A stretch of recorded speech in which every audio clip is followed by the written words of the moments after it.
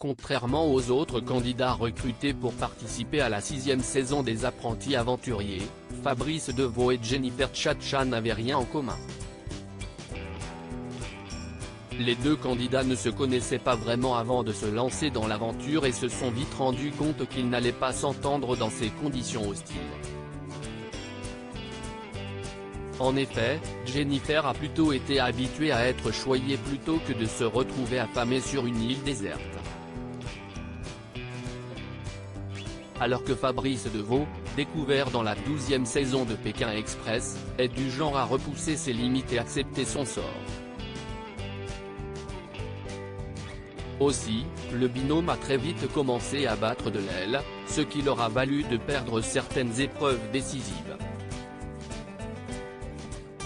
Notamment lorsqu'il a fallu que chaque candidat maintienne sa tête dans une boîte remplie d'insectes pour permettre à son partenaire de déguster un bon repas.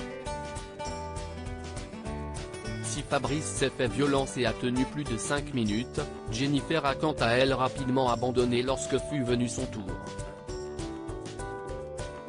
Elle a en outre reproché à Fabrice de manger trop lentement, au lieu de la féliciter pour avoir dépassé sa phobie des insectes. Après la diffusion de l'épisode, l'ancienne candidate de la Villa des Cœurs Brisés 4 a balancé sur Fabrice, le qualifiant de vicieux. Une victoire touchée du doigt malgré leur mésentente, Fabrice et Jennifer sont parvenus à se hisser en finale.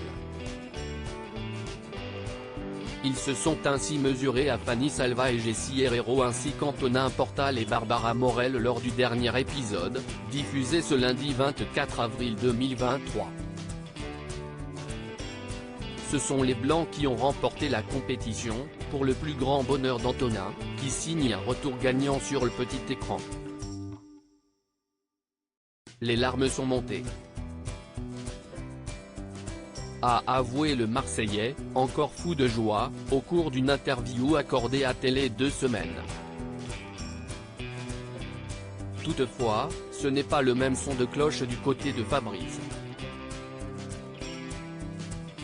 Car le quinquagénaire a été extrêmement déçu de l'attitude de sa coéquipière. Face aux viscères qu'elle devait avaler pour leur permettre de continuer la course, la jeune femme a baissé les bras et s'est dit incapable de pouvoir ingérer une soupe de boyaux. De quoi déclencher la colère de Fabrice, qui lui, n'a pas hésité à se jeter sur ses yeux de poisson. Fabrice Devaux et Jennifer Tchatcha @W9 des mots qui blessent. Par la suite, les deux candidats se sont vivement écharpés, Fabrice reprochant à Jennifer de ne faire aucun effort, en plus d'un peu trop se dédouaner. Au cours d'un entretien accordé à Télé 2 Semaines, Fabrice est revenu sur cette dernière journée de tournage, dont il garde un souvenir amer: « J'ai explosé lors de la finale. On était si proche du but. » a-t-il déploré. Et alors que ses paroles ont certainement dépassé sa pensée pour maladroitement encourager Jennifer, Fabrice a néanmoins reconnu qu'il était prêt à tout pour remporter la victoire. « Je lui ai dit, pense à ton papa qui a disparu. C'était le Graal d'arriver devant Laurent.